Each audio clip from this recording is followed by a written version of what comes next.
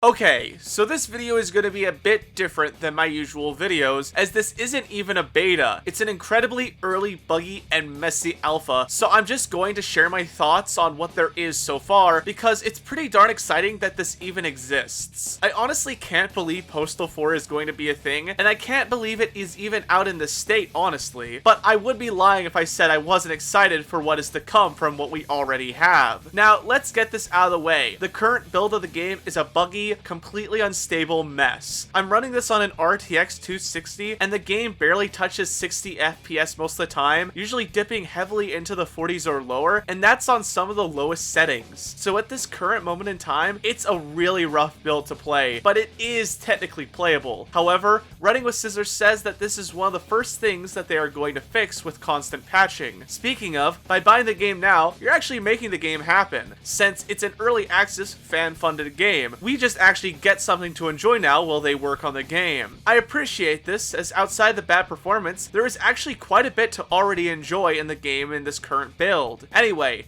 enough talking about the behind the scenes. Let's actually talk about the game. Yes, this is a slightly more updated Postal 2 on a new engine with some minor changes. I view this as a good thing, as Postal 2 is one of my favorite games, even with all the jank it has, and Postal 4 seems to be shaping up to be a very similar experience. Although, that means if you didn't like Postal 2 or downright hated it, there is absolutely nothing for you here, as sometimes I feel this one goes a bit further than the previous title, but never enough to enter into the too far zone in terms of my own tastes. Well, except that one mission I'll touch on here in a bit, but that's just me. This time around, in the story of the dude's never-ending quest of whatever life throws at him, his camper home and classic getup are stolen, and he has to set off to the town, amply nicknamed Sin, Arizona, to get a job and hopefully find his belongings. Although the narrator was a bit flat, this is a tale of a man with a fulfilling 9-to-5 employment. A man who's had brushes with greatness of all sizes and statures. I really enjoyed the opening cutscene of sorts to the game. It was a bit more mellow than Postal 2 and its DLC openings, but that was alright in my book. We also get our first taste of John St. John as the dude. Crap. Damn it, champ, I thought you were guarding the car. Figures. Yep, this time around the dude is played by Duke, and John does an okay job. He isn't a perfect stand-in for Rick Hunter, and I felt Corey Cruz had a more dude-like performance as the other stand-in, but John is serviceable and at least alright to listen to. After setting up an in search of work sign in the starting area that actually got me to giggle hard,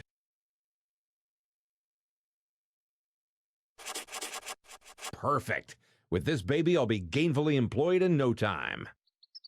you are allowed to roam around a huge chunk of the town of Sin and basically do whatever you want until you either want to do the story stuff or get blocked by invisible boundary walls. And yeah, it's a Postal game. Go around fighting NPCs with the current mission of the police in this build, find secret weapons and power-ups, explore the environment, and generally cause chaos. There is the main goal of finding a job, which leads you to the employment offices, which are filled with typical jokes for these games, and that sets you off to do a bunch of random side tasks. I only managed to do the police station job and a bit of the animal catcher job. The less said about that one, the better. Then my game crashed. It crashes a lot. Anyway, the dude walks a bit slowly, and the maps are a bit barren at this current point in time, but thankfully, you have an actual vehicle in the form of a mobility scooter you can find at different locations to get around. You also have the dude's mobile phone, which acts as the map and inventory. While there is combat in the missions themselves, you can also get into fights with random NPCs, which is always fun, and usually supplies you with decent amounts of ammo so you can continue your rampage. Postal's weapons have always been unique, but I would never say they have ever felt truly amazing to use, but here they handle pretty darn well and actually have a really good kick and feel to them. While I can imagine that Postal veterans won't like the fact that you reload the weapons here, I personally didn't mind it because the weapons felt powerful, and this being a trade-off for that wasn't a bad thing. I also really like the redesigns to the weapons on display, as each look modern and classic at the same time. You get the pistol, a shotgun, an assault rifle, and my favorite out of all these base weapons was the revolver. Getting headshot with this was honestly an incredible feeling. You also get your hands on an overpowered machete, a crate of pigeons because in-jokes are funny, your gas canisters, and a new flamethrower type weapon I couldn't figure out how to use just yet, sadly. You also get a whacking stick, which I barely use since it just sort of felt flat. Items are also back, whether it be the frame rate tanking catnip that slows down time, the dual wielding energy drink, or of course crack pipes. All the classics are here for the dude to consume. There is a new semi quality of life change that has you holding down the use key for a few moments to use the item. This way you don't accidentally use the item if it wasn't your intention. Although, the one big problem with that is that having to do that in a gunfight you might be losing is sorta tricky. Thankfully, for things like pizza and donuts, you don't have to hold down the use key, just pressing it once to consume them if you're low on health. The game looks both better and worse than Postal 2, and that's okay. I am happy that the game is a bit more colorful than the sometimes drab Postal 2. The character models were what I expected them to look like, but the new gore and damage models were really good. Seeing bullet holes left in enemies is really satisfying, and the blood looks great. The town of Sin is a bit big, but otherwise is laid out pretty well, and while not every building is enterable in the current state, some aren't even finished, there was still a lot to explore and find hiding and waiting for you. There are plenty of Easter eggs scattered around the game so far, and a lot of them are really fun. The sounds range from classic Postal 2 sound effects. I'm gonna need some money if I hope to get anything done in this town.